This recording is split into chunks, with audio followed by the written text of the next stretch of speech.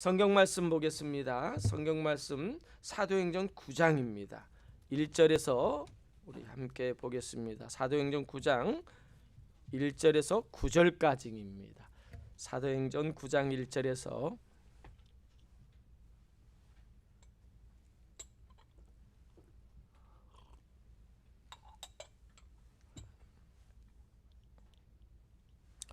제가 한 절, 여러분이 한 절이 우리 함께 합니다. 사울이 주의 제자들에 대하여 여전히 위협과 살기가 등등하여 대제사장에게 가서 담메색 여러 회당에 가져갈 공문을 청하니 이는 만일 그 도를 따르는 사람을 만나면 남녀를 막론하고 결박하여 예루살렘으로 잡아오려 함이라. 사울이 길을 가다가 다메섹에 가까이 이르더니 호련히 하늘로부터 빛이 그를 둘러 비추는지라. 땅에 엎드려져 들음에 소리가 있어 이르시되 사울아 사울아 내가 어찌하여 나를 박해하느냐 하시거늘 대답하되 주여 누구시니까 이르시되 나는 내가 박해하는 예수라. 너는 일어나 시내로 들어가라 내가 행할 것을 내게 이를 자가 있느니라 하시니 같이 가던 사람들은 소리만 듣고 아무도 보지 못하여 말을 못하고 서 있더라. 사울이 땅에서 일어나 눈은 떴으나 아무것도 보지 못하고 사람의 손에 끌려 다메섹으로 들어가서 다 같이요. 사흘 동안 보지 못하고 먹지도 마시지도 아니하니라. 아멘, 아멘. 오늘 말씀의 제목은 하나님의 은혜라는 말씀을 가지고 우리 함께 말씀을 나누기를 원합니다. 여러분 우리 예지가요 이중국적입니다. 한국에서는 황예지고요. 미국에서는 샌드라 황이에요. 그죠? 샌드라 황이에요. 너무 세게 하면 안 돼요. 샌드라 황이거든요. 이 예지의 고향은요 한국이 아니에요. 예지의 태어난 고향은요 북가주 샌프란시스코, 그 아름다운 샌프란시스코의 데일리시티입니다. 데일리시티에서 태어났습니다. 그래서 예지에게 이런 이중국적을 주었다라는 것은 하나님의 깊은 뜻이 분명히 있으리라 저는 생각합니다. 왜요? 오늘 본문의 인물이 이런 이중국적을 통하여 하나님 앞에 쓰임받은 하나님의 사람이기 때문입니다. 여러분 사도행전은 우리 15번째 강의 시간인데요. 특별히 오늘 9장은요. 우리 성경을 통해서 굉장히 큰 중요한 의미를 간직하는 장이 9장입니다.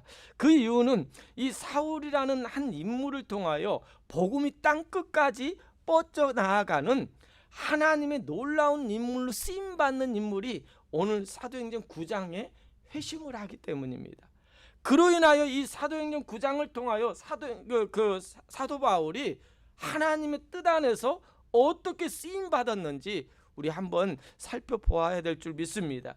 여러분 그동안에 우리가 설교를 들을 때요, 예수님을 만나기 전에 사울이었던 이름이 예수님을 만나고 후부터 바울로 바뀌었다라고 이렇게 말합니다. 그래서 사울이란 이름은 큰 자고 바울이란 이름은 작은 자라고 이렇게 우리가 들었습니다. 그런데 그건 맞는 것이 아니에요. 사울이라는 이름의 뜻은 큰 자라는 뜻이 아닙니다. 사울이라는 이름의 뜻은요 구하다, 강구하다, 사울로스라는 사알이라는 그런 히브리의 이름입니다. 그래서 사울은 큰 자가 아니에요. 단지 사울이 큰 자라고 우리가 느꼈던 것은 구약에 이스라엘의 첫 번째 왕이요 사울이라는 사람이 있어요. 그 사람은 어떤 사람이었냐면 그 왕은 다른 사람보다 목이 하나 정도 더 큰 자였어요.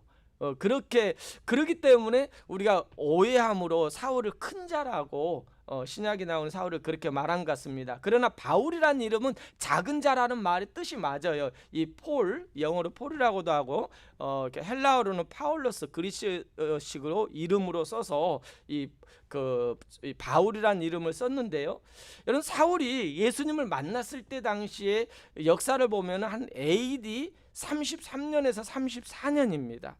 그러니까 그때 회심, 이 다메섹에서 회심을 했거든요. 그러니까 근데 정확한 날짜는 아닙니다. 연수는 아니에요. 그러나 추측입니다. 그 정도로 한 AD 33년에서 34년 정도에 사울이 회심을 했을 거다라고 말합니다. 근데 바울이라는 이름으로요 바뀌는 때가 언제였냐면 AD 한 46년에서 47년입니다.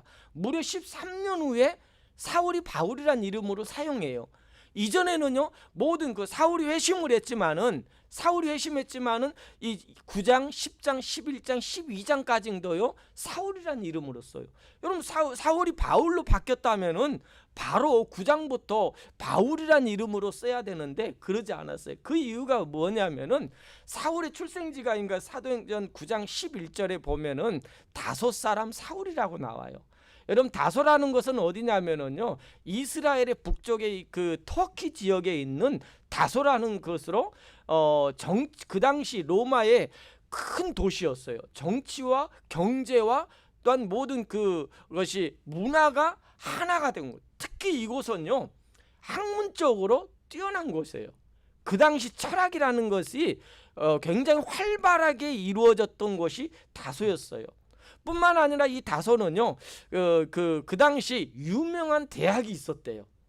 거기서 이 사울은요 태어났어요. 그러니까 부모님이 이민을 가가지고 뭐 어떤 의미로 갔는지 모르지만은 이민을 가가지고 외국에서 태어나서 이중국적 그 당시 로마의 시민권을 얻게 됐어요. 우리 예지가요 이 그 샌프란시스코에서 태어나자마자 미국 시민권을 얻은 것처럼 이 사울도 태어나자마자 로마 시민권을 얻은 자였고 거기서 이 사울은요 다소라는 곳에서 학문을 배웠습니다. 그 다소라는 곳의 그 유명한 대학에서 공부를 할 뿐만 아니라 그 당시 학문을 통달했던 것 같아요. 여러분 이 다소라는 것을 보면은 아덴이라는 교육 장소가 있어요. 여러분 성경에 보면 그 이후에 사도 바울이 복음을 전해서 아덴에서 그들과 토론하는 내용, 복음을 전하는 내용이 나오는데요. 이 아덴은 굉장한 교육의 장소였습니다. 그런 유명한 곳에서 이 사울은 공부를 했습니다. 배웠습니다. 여러분 지금으로 말하면은요 사울은 엔지니어였었던 것 같아요. 문과가 아니라 이과였어요. 왜요? 사울의 직업이 뭐죠? 그러니까 복음을 전했지만은 이 사울이 선교를 하면서 자비랑 선교를 했잖아요. 자비랑 선교를 했는데 그 당시 뭐 하면서 다녔죠?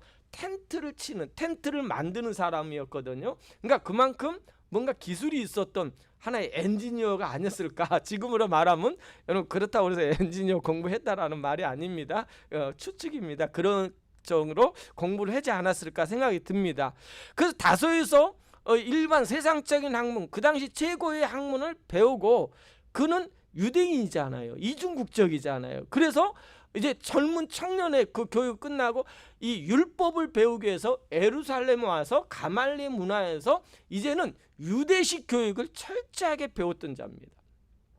그래서 사울은요 유대교의 종교인 그것을 신봉하는 자였어요.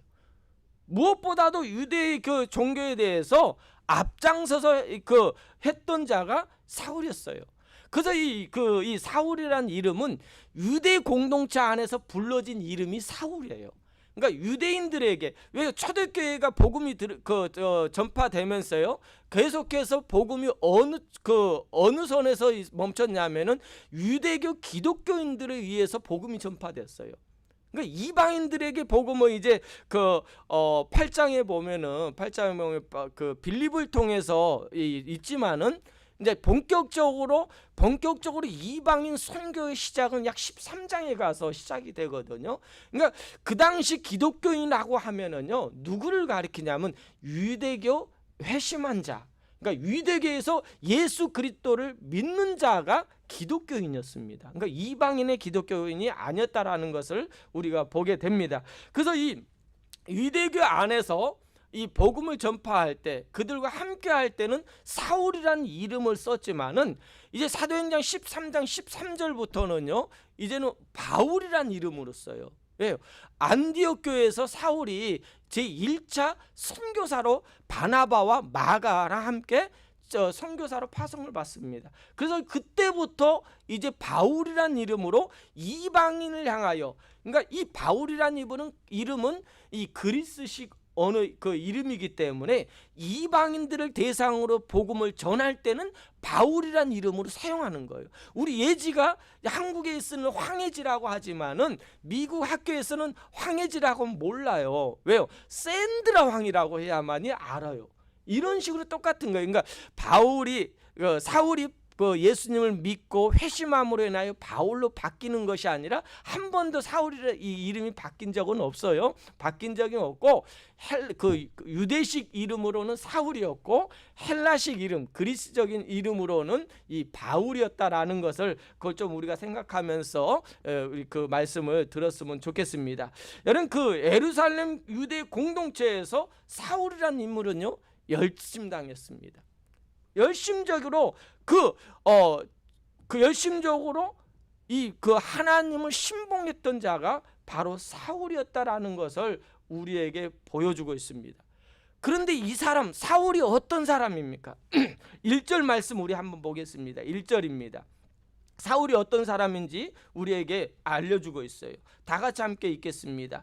사울이 주의 제자들에 대하여 여전히 위협과 살기가 등등하여 대제사장에 가서, 여러분 사울이 주의 제자들 예수 그리스도를 믿는 자들에게 뭐 했다고요? 여전히 위협과 살기가 등등하여, 그냥 막 내가 너를 이렇게다가 아닙니다. 이 살기가 등등하다는 원어적으로 보면은 에푸네라는 그런 뜻이 있는데요, 죽이길 원한다라는 거예요. 죽이길 간절한 마음이 있다라는 거예요. 누구를 향하여? 주의 도를 딴 그 여전히 위협을 살기가 등등하는데요, 주의 제자들에 대해서, 그리스도인들에 대해서 이 사울은요 죽이기를 작정한 자입니다. 왜요? 그건 죄로 보지 않았어요. 사울의 종교적인 신념이에요. 그들이 그 도를 믿는 예수 그리스도를 믿는 자들을 죽일 수밖에 없는 사울의 종교적인 신념이에요. 그냥 그들을 죽이고자 하는, 그들이 미워서 죽인 것이 아니라 사울이 갖고 있는 종교심입니다. 종교심이 열정이에요. 여러분 지금 보니까 며칠 전에도요, 며칠 전에 프랑스에서도 테러 사건이 하나 있었잖아요. 테러 사건에 어떤 사건이 있었습니까? 모하메드에 대한 풍자 만화를 학교에서 애들에게 대화를 시켰어요. 그 선생님이. 근데 그 대화 속에는 무하메드라는 풍자 만화는 뭐냐면 무하메드를 굉장히 무시하는 그런 만화거든요. 몇 년 전에 그 신문사에서 풍자 만화를 신었던 신문사를 테러가 당해가지고 굉장히 많은 사람이 죽은 일도 있었는데, 그것을 이제 애들에게 이제 토의를 했어요. 자유 토론을 하면서 주제를 만화를 통해서 했어요. 근데 그 만화가 무하메드 모슬림 모욕하는 것과 똑같았거든요. 그러자 모슬림 청년 17살 청년이요 그 선생님을 지나가다가 죽였습니다. 그러니까 이런 종교심이에요. 그들은요 하나의 마음, 양심에 꺼리낌이 없어요. 자기가 믿는 신념은요 사람을 죽여도 돼요. 여러분 유대인들에게는 가지고 있는 하나의 종교심이 뭐냐면 메시아 사상입니다.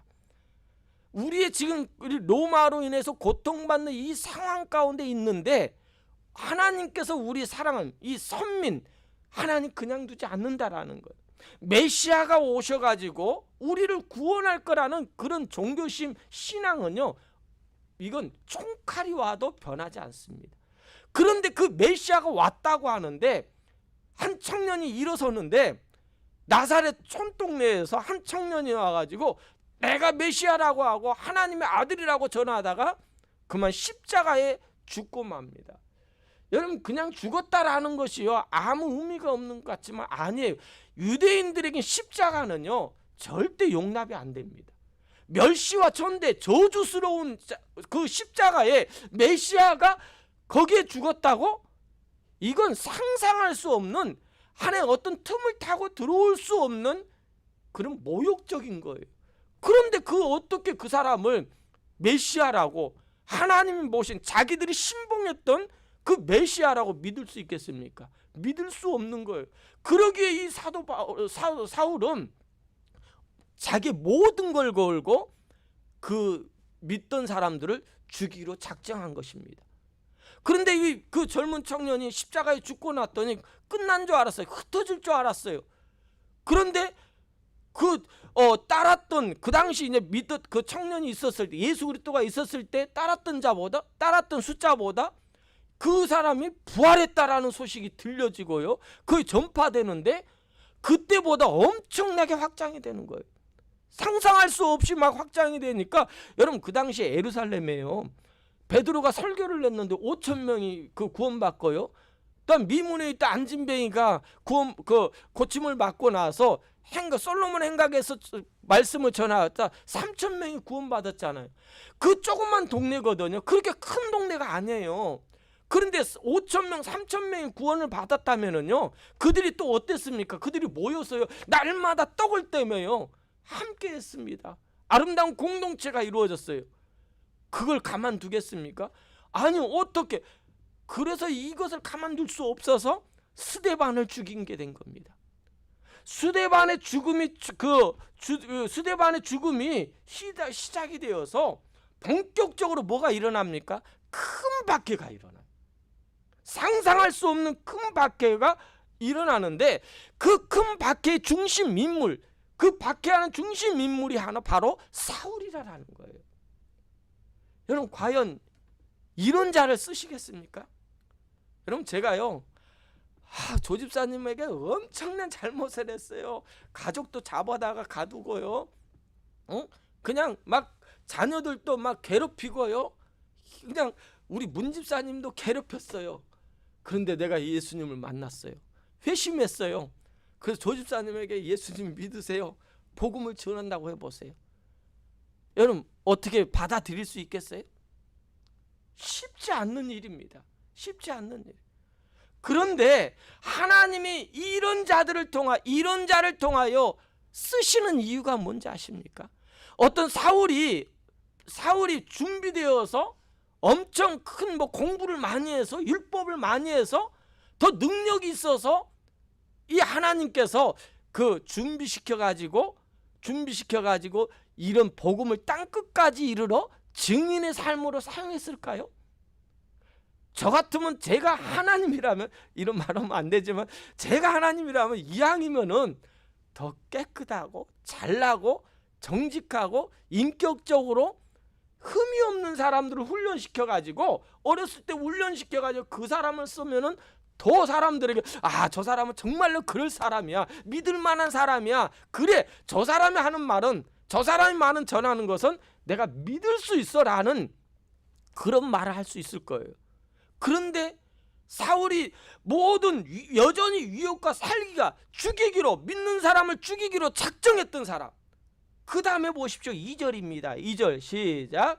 다메섹에 여러 회당에 가져갈 공문을 청하니 이는 만일 그 도를 따르는 사람을 만나면 남녀를 막론하고 결박하여 예루살렘으로 잡아오려 함이라.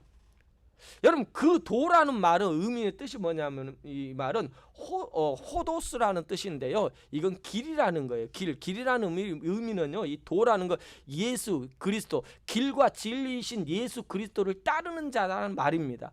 그러니까 예수를 따르는 자들을 잡으려고 어디로 갑니까? 다메섹이라는 곳으로 가요. 여러분, 다메섹이라는 곳이 제가 주보에 지도를 좀 해줬는데요, 예루살렘에서 다메섹까지 거리가요 한 220에서 40km 정도 됩니다. 지금 220km면 차로 한 몇 시간이면 가지만은요, 그 당시 예루살렘에서 다메섹까지 가려면은요 약 3-4일은 걸려요. 4-5일은 걸릴 겁니다. 그런 먼 길입니다. 그런 먼 길을 누가 간다고요? 다메섹으로 사울이 가고 있습니다.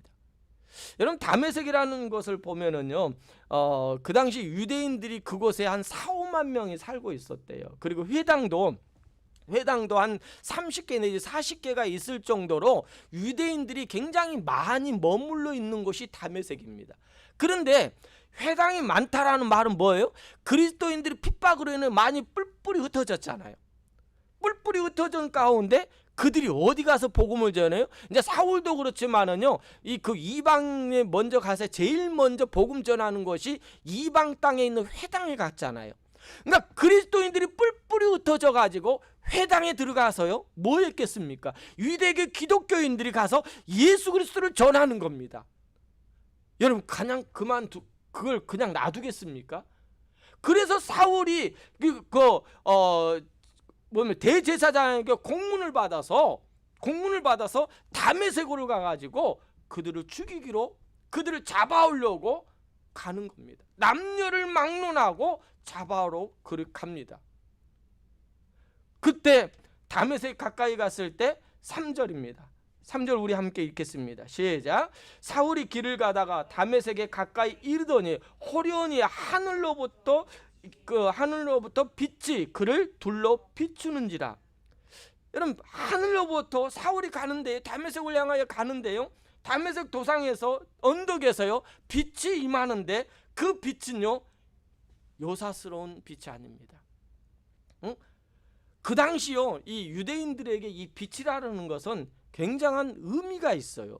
그냥 빛이다 정오쯤이거든요. 정오쯤이면은요 굉장히 밝을 때예요.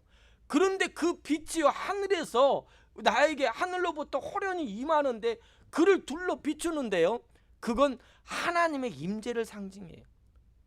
천사, 하나님 보는 천사, 주의 사자가 임하는 거나 아니면 선지자들에게 하나님이 그 뜻이 임하는 모습이 빛이 임하는 유대식 그렇게 하는 종교적인 그런 모습입니다. 하늘로부터 초자연적인 빛이 혈연히 나타남으로 인하여 사울은 어떻게 됩니까? 땅에 엎드러집니다. 떨어졌다고 하는데 엎드려졌다는 말은 스스로 엎드린 거예요. 스스로 엎드렸다라는 것은요, 이제는 하나님의 말씀대로 내가 하나님의 말씀을 듣겠다라는 그런 의미가 아니겠어요? 그러면서 4절에 뭐라고 말합니까? 시작. 4절 읽겠습니다. 땅에 엎드려져 들음에 소리가 있어 이르시되 사울아 사울아 내가 어찌하여 나를 박해하느냐 하시거늘. 여러분 보세요. 여기 보면은 3절과 4절을 말씀해 보면은 3절에서 호련히 사울이 길을 가다가 가까이 이르더니 호련히 하늘 그를 비추고요. 4절에 땅에 엎드려져 들음에 소리가 들는데 사울아 사울아 내가 어찌하여 나를 박해하느냐? 5절에도 이렇게 나옵니다. 5절도 한번 보겠습니다. 대답하되 주여 누구시니까? 이르시되 나는 내가 박해하는 예수라라고 말해. 4절에 내가 어찌하여 나를 박해하느냐? 5절에 나는 내가 박해하는 예수라고 말하는 거예요. 다메섹 도상에 가는데 그 호련히 빛이 임하더니 땅에 엎드려집니다. 하나님의 초자연적인 빛이 혈연히 임하니까 땅에 엎드려지면서 그 소리가 들리는데 사울아 사울아 내가 어찌하여 나를 박해하느냐. 여러분 지금요 사울은요 예수님을 박해한 적 없어요. 예수님 만난 적 없어요. 그러니까 뭐 봤을지 모르겠지만은 이 성경에서는 만난 적 없거든요. 예수님을 직접 예수님이 십자가에 핍박하지 않았어요. 그런데 예수님 뭐라고 그래요? 사울아 사울아 내가 어찌하여 나를 핍박한대요. 나는 내가 핍박하는 예수라라고 말합니다. 여러분 이 의미가 뭐겠어요? 지금 사울이 어떤 일을 합니까? 하나님의 일을 하고 있어요. 그죠? 하나님의 일을 막 하고 있거든요. 열정적으로 모든 걸 걸고 온몸을 다해요. 그렇게 합니다. 그런데 하나님의 일을 하는데 하나님의 보내신 메시아를 뭐 하고 있어요? 박해하고 있는 거예요. 그러니까 이 의미는 뭐냐면은 성도들이 받는 고난, 성도들의 아픔이 누구의 아픔이라고요? 예수님의 아픔이요. 예수님의 고난이라는 거예요. 그러니까 여러분 내가 예수님 믿는 사람을 핍박하는 것은요 그 사람을 핍박하는 것이 아니에요. 예수님을 핍박하는 거예요. 예수님은 오늘 말씀하잖아요. 왜 나를 핍박하느냐? 왜 나를 핍박하느냐? 어찌하여 나를 박해하느냐? 내가 박해하는 예수라라고 말하잖아요. 여러분 그래서 우리는요 교회는 하나라는 것을 꼭 기억하시기 바랍니다. 교회는 뭐 여러 군데가 있지만은 뭐 이 지역에도 이 단지 안에도 많이 있지만은 교회는 하나예요. 그래서 어느 교회가 아프면은요, 어느 성도지에 아픔 어려움이 있으면요, 얼마나 그 어려움이 있으면 우리는 같이 함께 아파해야 돼요. 예수님이 우리를 보고 함께 아파하신 것처럼 예수님의 몸이신 그 교회가 아프면 우리도 함께 아파하고 그 아픔을 함께 해야 돼요. 근데 안 그러잖아요. 누가 아프면은 좋아해요. 아이고 잘 됐다라는 거예요. 아이고 잘 됐다. 한 명이라도 우리 교회로 오겠지. 아유 저 실은 우리 저 사람만 없으면 내가 교회로 그 교회 열심히 다니겠는데 저 사람 때문에 교회 못 오겠다라고 하는 그 사람이 어려움을 당하면은 아우 잘 됐다. 저러니까 그렇게 됐지. 안 됐다라는 거예요. 우리는 하나예요. 내 손가락이 아프면 내 그 몸이 온몸이 아프고요. 내 발가락이 아프면 내 온몸이 아픈 거예요. 우리 믿음의 자녀들은 한 공동체라는 거예요. 주님께서 우리를 한 공동체 안에 한 몸으로 보잖아요. 주님을 믿는 따르는 그 도를 따르는 많은 그리스도인들이 죽고 순교를 당하고 고난을 당하고 자기가 터전을 다 뺏기고 떠나지만은 그 아픔에 주님이 함께하고 있다라는 그런 위로의 메시지가 아닐까요? 저는 이 말이요, 사울이 박해하는 그것도 있지만은 이 말을 들으니까요 위로가 되더라고요. 내가 아픔에, 내가 어려울 때 혼자가 아니라 뭐 가족도 있지만은요 주님이 나와 함께한다, 같이 아파하신다라는 위로가 나에게 있는 거예요.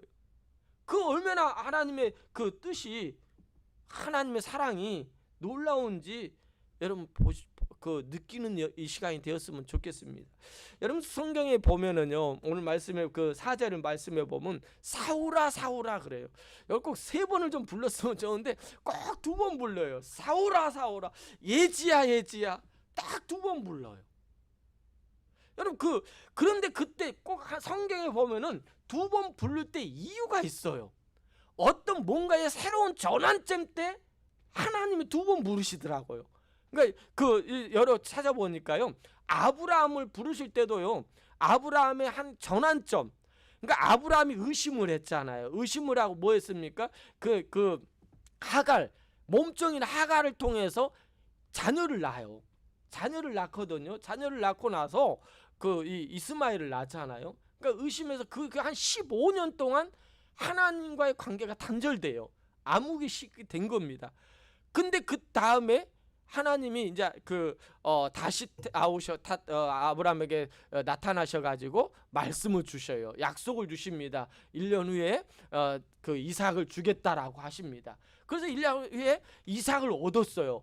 얻고 나서 하나님이 아브라함아 부를 때가 언제냐면은요, 이삭을 번제로 드릴 때요.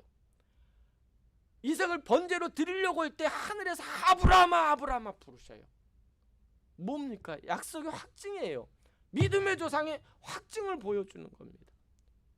그로 인해서 뭐라고 하십니까? 하나님이 이 아브라함아, 내가 알겠다라는 거예요. 네가 나를, 독자 이삭보다 나를 더 사랑하는 것을 알겠다라고 하나님이 확증하십니다. 뿐만 아닙니다. 야곱이요, 야곱아 부를 때가 언제인지 아세요? 우리 생각으로는 야곱이 도망갈 때, 아니면 하나님과 씨름할 때가 아니라 전환점이 있을 때예요. 어떤 때냐면은 요셉을 잃어버렸잖아요. 요셉을 잃어버렸는데 요셉의 소식이 들리는 거예요. 요셉이 살아서 애굽의 총리가 되어서 둘째가 되어가지고 자신을 부르는 겁니다. 두려운 거예요. 이전에는 물질에 따라서 따랐던 자기 마음대로 했던 야곱이요, 기도하는 겁니다.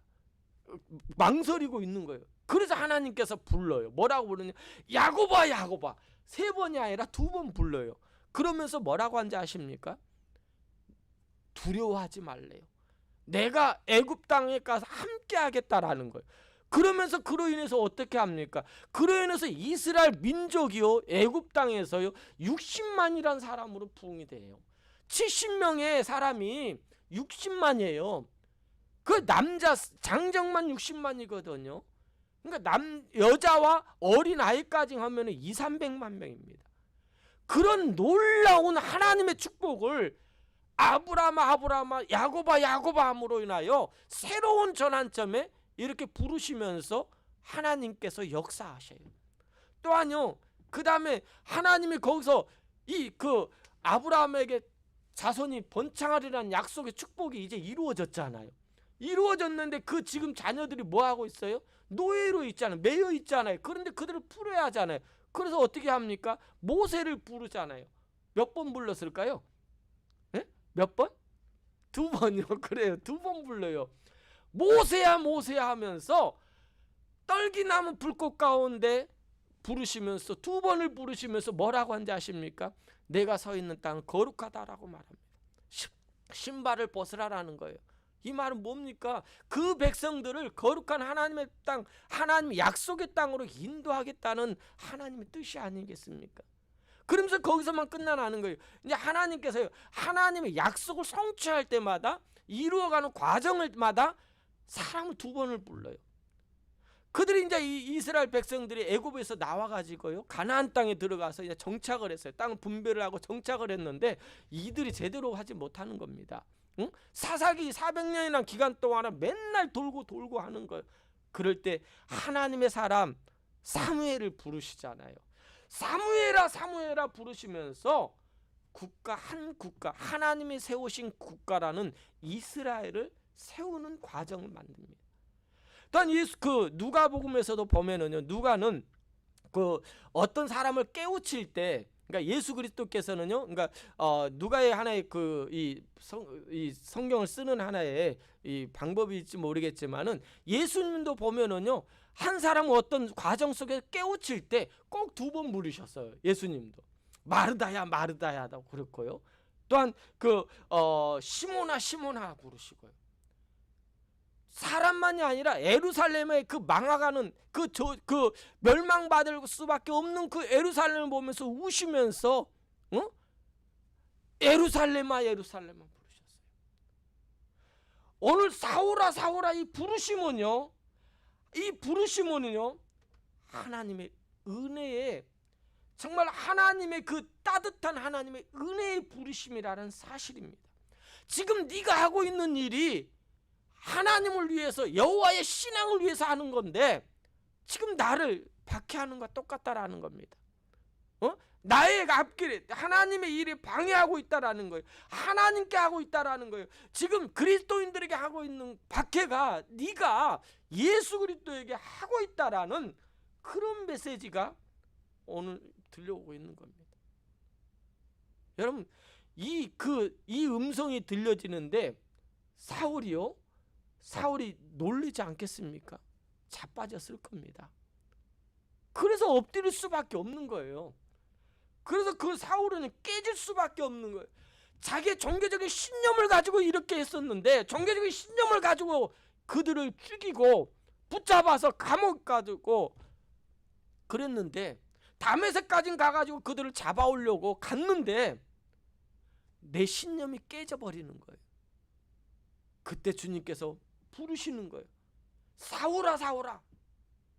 오늘 여러분에게도 이런 일이 있기를 원합니다.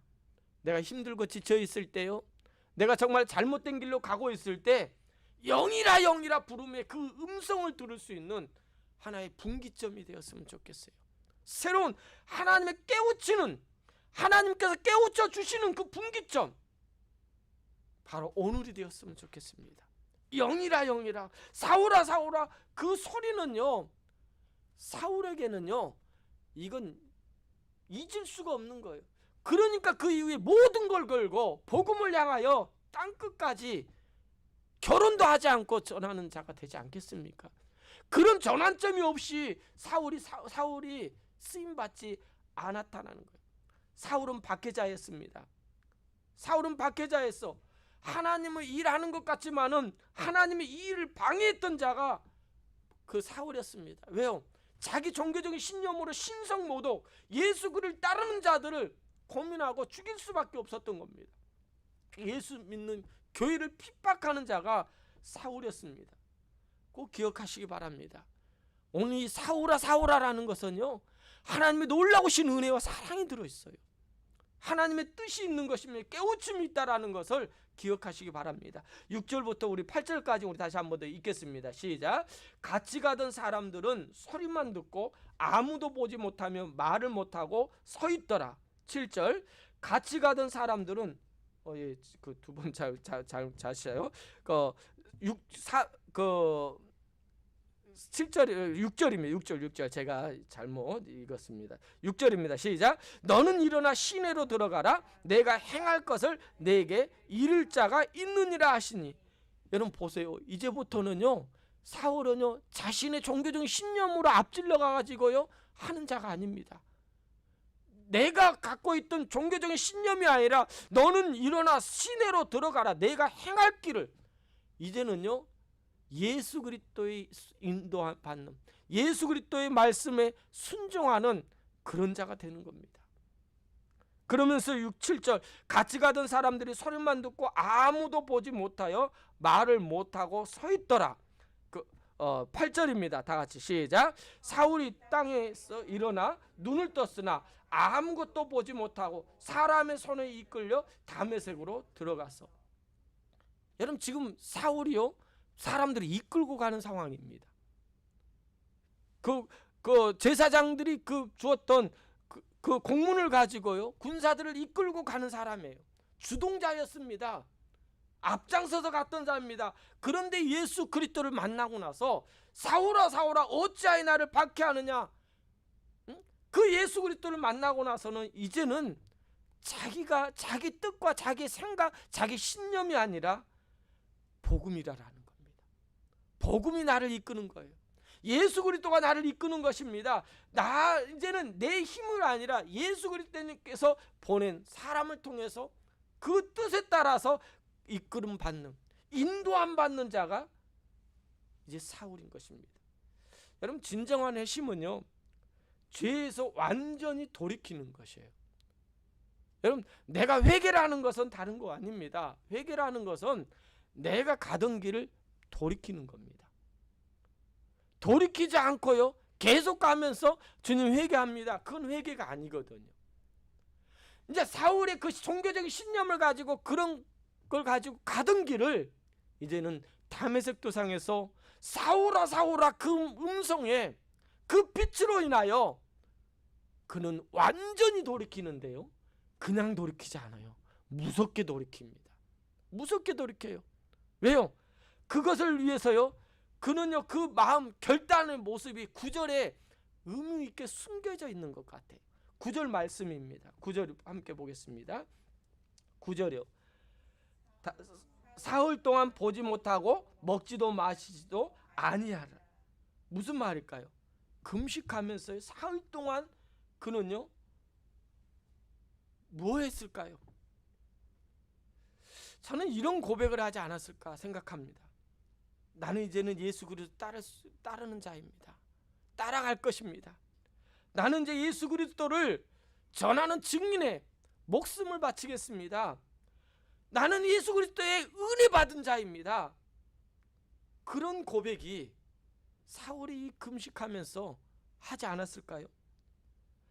여러분 보면은 사울을 보면은 도저히 저런 사람은 써서는 안 된다라고 말할 수 있을 겁니다. 안 된다라고. 여러분 아무리 능력이 있어도요 지금은요 보십시오. 정치가들의 생명이 끊어진 이유가 뭡니까? 다른 어떤 잘못 그런 것보다는요 자신의 정직함이 아니겠습니까? 그 사람 모습 보세요. 저런 사람은 어떻게 따르겠냐. 그거로 인해서 다 망가지잖아요. 그런데 이 사울이 예수를 만나고 나서는 완전히 돌이키는데요. 결단하는데요. 먹지도 마시지도 않고 결단하는데요. 무섭게 가는 거예요. 완전히 끄는 거예요. 여러분 우리가 봤을 때는 사울이 그 모습을 보면은요 정말 가시적이 보여요. 그렇잖아요. 생각해 보세요.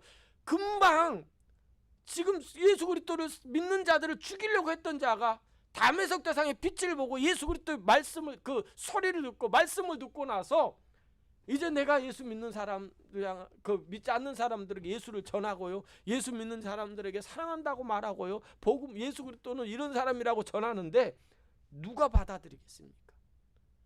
인간적인 모습으로 보면 안 됩니다. 인간적으로 모습으로 보면 도저히 받아들일 수 없어요. 그러나 은혜로 봐야 돼요. 여러분 우리 안에서도 우리 교회 안에서도요. 여러분 저 은혜로 보지 않으면 냄새 나요. 정말 보잘것없는 거예요.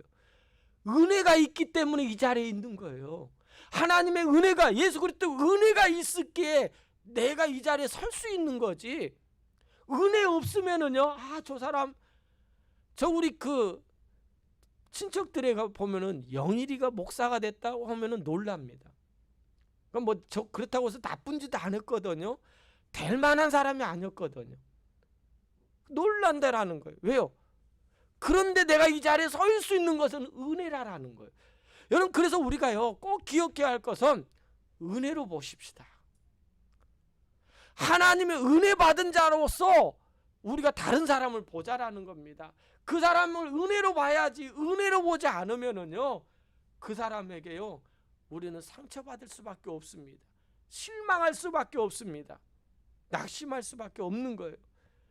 예수님은요, 사울을 부르시고요, 그를 지명하여 부르시고요, 그를 만나주시고 그를 변화시키고요, 그에게서 자신을 바라보게 하시고요, 그에게 말씀하셔서 사도로 바꾸었습니다. 아무도 몰라요. 이것을 보면서요, 금방 이랬던 자가 어떻게 이렇게 될 수 있을까? 신약 성경 27권 중에서 13권을 쓴 자입니다. 어떻게 이런 자가 될 수 있겠어요? 누구도 상상했겠습니까? 스데반이 죽는 그 자리에서, 여러분, 그걸 누구도 저 사람은 몇 달 후에 며칠 있다가 이렇게 바뀔 거야 라고 그렇게 생각한 사람이 있겠습니까? 다들 두려워서 떨었을 것입니다. 그런데 이런 자가 아무도 모른다라는 이 사람이 이렇게 변했다라는 거예요. 가능성이 없고 부족해 보여도 나는 절대 버리지 않는다라는 예수님의 은혜가 아닙니까? 가능성이 없는 자도 예수님을 만나면은 예수님이 변화되잖아요. 지금도 예수님의 오늘 호련한 빛이, 예수님의 음성, 사울아 사울아, 그 음성이 오늘 여러분에게도 들려지기를 원합니다. 그러면 되더라고요. 은혜 받았잖아요. 지금까지 나의 삶을 뒤돌아보면은요, 50평생 좀 살았지만은 그 은혜가 아니었으면 이 자리에 없어요. 여러분도 그 은혜가 아니었으면은요, 여러분 사랑하는 사람 만났어요?